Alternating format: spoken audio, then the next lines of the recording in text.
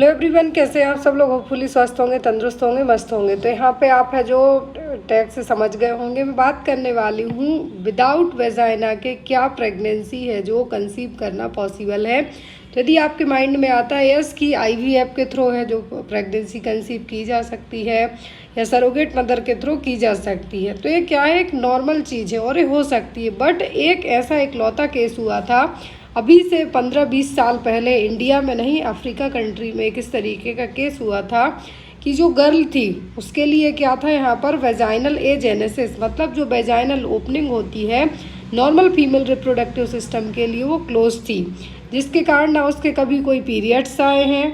जब vaginal opening क्या रहेगी, क्लोज रहेगी, तो पीरियड्स के क्रैम्प्स बस फील होंगे एब्डोमेन में, बट यहाँ पर कुछ भी सीक्रेशन नहीं होगा। लाइक यहाँ पे सील वन टाइप यहाँ पे कह दिया गया। तो यहाँ पर जब चेकअप किया गया उस लड़की का तो पता चला इसको क्या है, वेजाइनल एजेनेसिस है।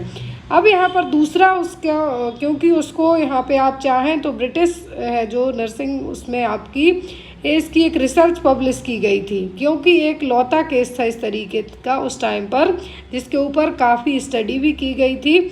आप चाहें तो उसको एक बार ज़रूर पढ़िएगा यदि आप मेडिकल फील्ड से बिलोंग करते हैं। तो यहाँ पर एक कंडीशन कहलाती है क्या, वेजाइनस एजेनेसिस, मतलब यहाँ पर वेजाइनल ओपनिंग तो क्या है, क्लोज है, लेकिन फैलोपियन ट्यूब जो नॉर्मल एग रिलीज करती वो उस लड़की में नॉर्मल थी, मतलब फंक्शनल थी। यूट्रस नॉर्मल थी और लड़की की उम्र ओनली 15 साल थी। उसका उस दौरान कुछ एक्सीडेंट हुआ था, कुछ वुंड स्टेप वगैरह हुए थे चाकू के थ्रू। तो वहाँ पर उसकी जब हिस्ट्री ली गई तो उस दौरान तो डॉक्टर ने उसकी सब स्टिचिंग वगैरह कर दी, स्कैनिंग वगैरह करने के बाद। लेकिन आफ्टर 8-9 मंथ के बाद देन अगेन वो हॉस्पिटल आई तो लेप्रोस्कोपिक सर्जरी की जाती ऑर्गन स्टिचिंग के लिए। उसको लगा उसके कारण पेट फूल रहा है, पीरियड्स कभी आए नहीं थे उसमें अभी तक। तो यहाँ पर जब डॉक्टर ने फाइंड आउट किया तो चौंकाने वाली बात ये थी कि वो उस दौरान 37 वीक की प्रेगनेंसी में थी। और जब पता चला कि ये प्रेगनेंसी कंसीव कैसे हुई तो वो हुई ओरल सेक्स के थ्रू। अब एक चीज़ मैं बता दूं कि जो स्पर्म होते हैं वो हमारा HCl है जो उसको क्या कर देगा, सेकंड में है जो तोड़ देगा। तो यहाँ पर उसकी हिस्ट्री में पता क्या चला कि उसने 2-3 दिन से कुछ खाया नहीं था, स्टमक खाली था। वुंड स्टेप के द्वारा है जो इंटरनली जो स्पर्म है जो क्या हो गए, फ्लो होकर सीधा फैलोपियन ट्यूब में पहुँच गए और उसके कारण प्रेगनेंसी कंसीव हुई। तो एक लौता इस तरीके का मामला था।